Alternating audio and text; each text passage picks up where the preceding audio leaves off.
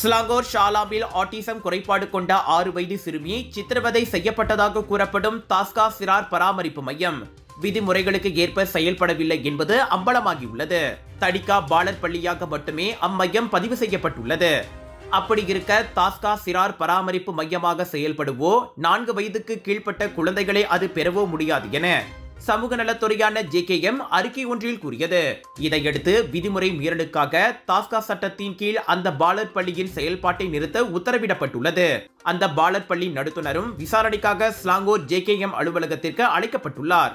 சம்பந்தப்பட்ட பாலர் பள்ளியில் ஆட்டிசம் குறைபாடுடைய தங்களது குழந்தை சித்திரவதை செய்யப்பட்டதாக அதன் பெற்றோர் போலீசில் புகார் அளித்ததை அடுத்து JKM அறிக்கை வெளியிட்டது. குழந்தையின் முதுகு சிவந்து போயிருந்ததோடு வலது கண்ணுக்கு கீழே வீக்கம் காணப்பட்டதாக போலீஸ் புகாரில் கூறப்பட்டுள்ளது. அச்சம்பவம் 2001 சிறார் சட்டத்தின் கீழ் விசாரிக்கப்படுகிறது.